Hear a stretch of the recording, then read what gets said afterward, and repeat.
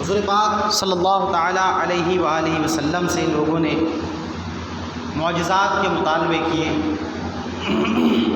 وہ آگے سماعت فرمائے کہ حضرت حمزہ کا ایمان لانا. حضور اقدس صلی اللہ تعالیٰ علیہ وسلم صفا کی پہاڑی پر بیٹھے ہوئے تھے کہ اتنے میں آپ کا بدترین دشمن ابو جہل ادھر نکلا. پہلے تو آپ کو گالیاں بکی، پھر ایک پتھر مارا جس سے آپ کے خون بہنے نکلا. آپ کے چچا حضرت حمزہ جو ابھی تک ایمان نہیں لائے تھے، ان کو جب اطلاع ملی تو جوش قرابت میں ابو جہل کے پاس پہنچے.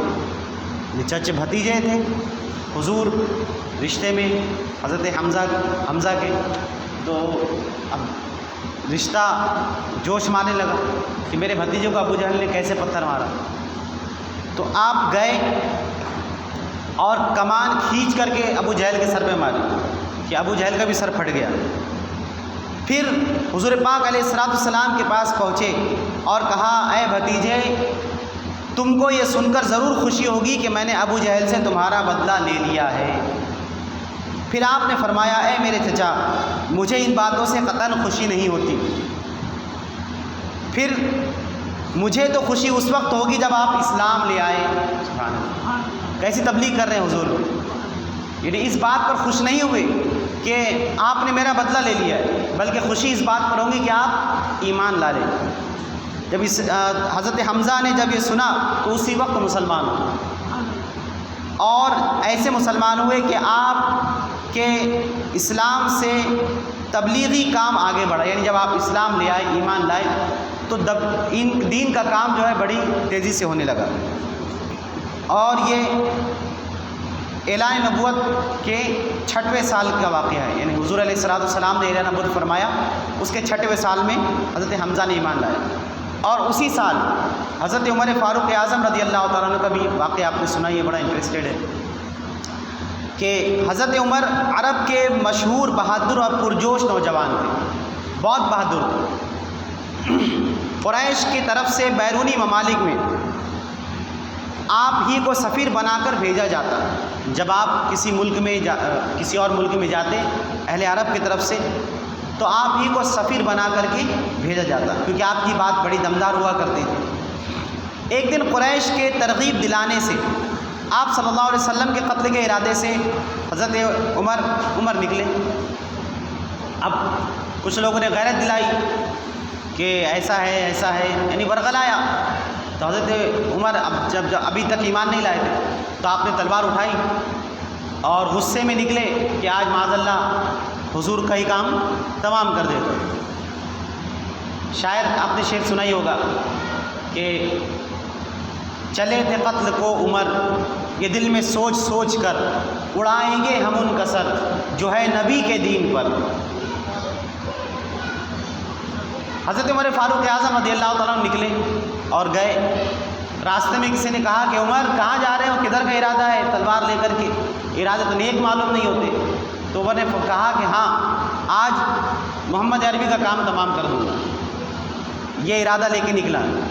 تو بتانے والے نے کہا کہ پہلے اپنے گھر کی خبر لو، تمہاری بہن اور بہنوئی جو ہے وہ ایمان لا چکے ہیں، وہ محمد صلی اللہ علیہ وسلم کا کلمہ پڑھ رہے ہیں، تو حضور کو بعد میں قتل کرنے جانا، پہلے تم اپنے گھر کی خبر لو. تو ان کو اور غصہ آیا.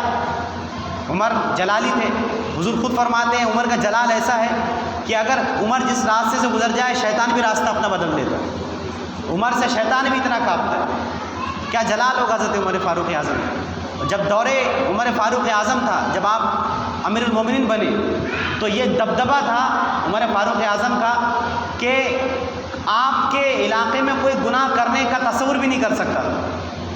قتل ہے یا شراب نوشی ہے یا کوئی اور زنا کاری ہے، کوئی اور گناہ ہے، تو لوگ اس کا تصور نہیں کرتے تھے. ایک شخص حضرت عمر فاروق اپنے ہاتھ میں کوڑا لے کر کے جا رہے تھے، راستے سے سامنے سے اچانک ایک شخص آیا، اس کے ہاتھ میں شراب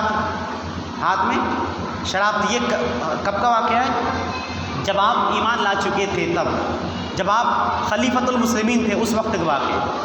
اچانک سامنے سے آیا، اس کے ہاتھ میں شراب. اب چہرے کا رنگ ایک دم بدل گیا، ارے عمر سامنے سے آ گئے، اب کیا ہوگا؟ اگر عمر نے روک لیا اور پوچھ لیا تو مجھے بتانا پڑے گا کہ میرے ہاتھ میں شراب ہے، اگر میں نے بتا دیا تو مجھے پھر کوڑے پڑیں گے۔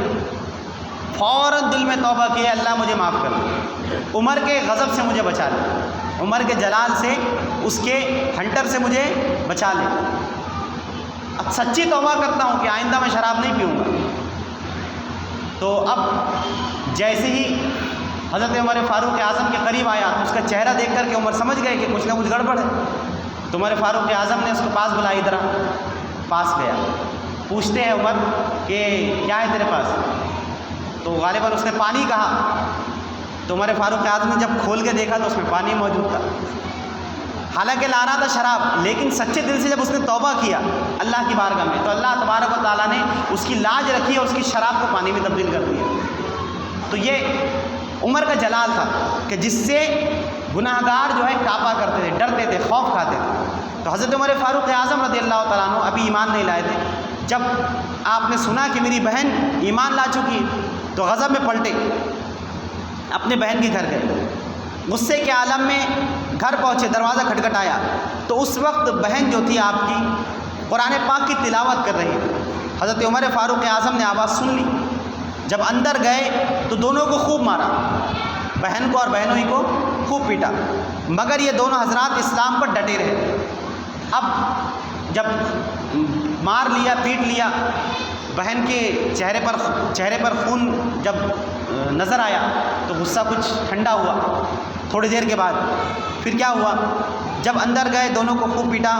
ان حضرات کے استقلال، اب دونوں نے جب مارنے لگے تو دونوں نے کہا کہ عمر جائے تم ہماری جان لے لو، لیکن ہم کلمہ حق سے پھرنے والے نہیں، ہم نے اسلام قبول کیا ہے، ہم اس سے پھرنے والے نہیں، ہم نے دامن اسلام، ہم نے دامن محمد صلی اللہ علیہ وسلم کو تھام لیا ہے، ہم نے اسلام کا دامن پکڑ لیا ہے، اب ہم اس کو چھوڑیں گے نہیں، چاہے تم ہماری جان لے لو۔ تو یہ جب استقلال دیکھا تو دل پر کچھ اثر ہوا۔ آپ نے کہا کہ کیا کلام تھا جو تم پڑھ رہے تھے، تم کیا پڑھ رہے تھے مجھے بھی بتاؤ۔ وہ بولے کہ اس کلام کو ناپاک لوگ نہیں چھو سکتے، کیونکہ ابھی اسلام نہیں لائے تھے۔ تو بہن نے جرأت سے کہا کہ عمر تم ابھی اسلام نہیں لائے ہو، تو تم ابھی ناپاک ہو، اور تم ناپاکی کی حالت میں اس اللہ کے کلام کو چھو نہیں سکتے، پڑھ نہیں سکتے، پہلے غسل کرو۔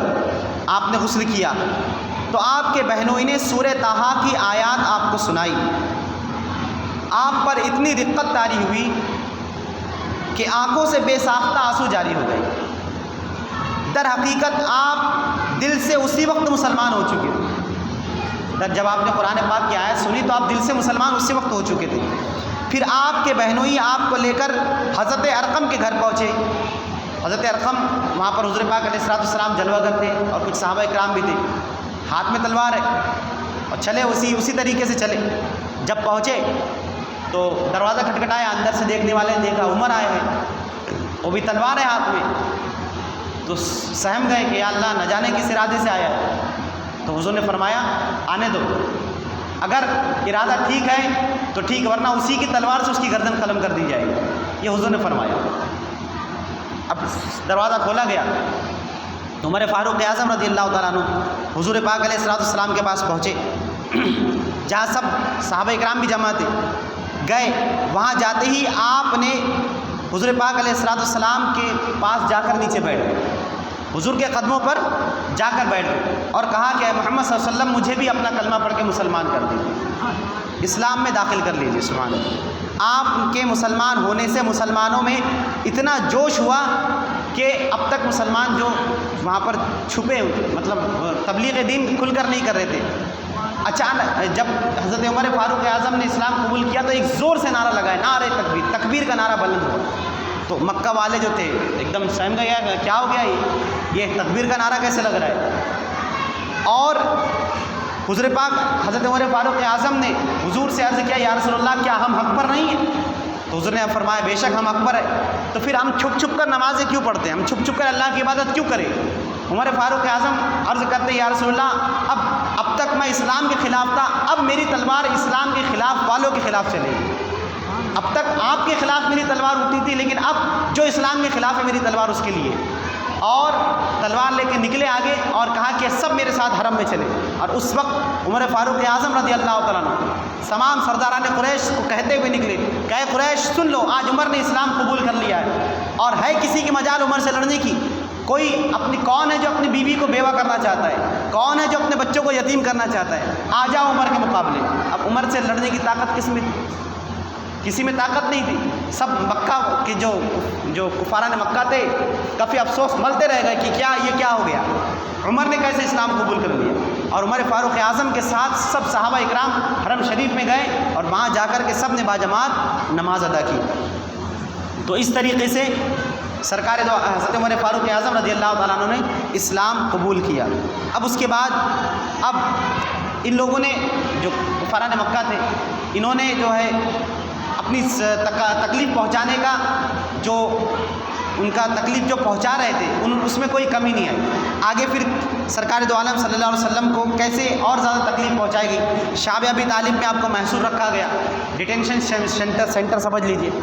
جیسے ہم کو آپ نے سنا ہوگا NRC میں جو جن کے پاس کاغذات نہیں ہوگے ان کو اٹھا کر ڈیٹینشن سینٹر میں ڈال دیا جائے گا، سنا ہوگا نا آپ۔ تو سرکار دو عالم صلی اللہ علیہ وسلم کو ڈیٹین کر دیا گیا، ایک جگہ محصور کر دیا گیا، ایک جگہ قید کر دیا گیا، اور آپ کے ساتھ صحابہ اکرام بھی تھے صلی اللہ علیہ وسلم رضی اللہ تعالیٰ عنہ، اور آپ کو کیسی کیسی تکلیفیں برداشت کرنی پڑی ہے، انشاءاللہ وہ کل سماعت۔ صلی اللہ علیہ نبی و آلہ صلی اللہ علیہ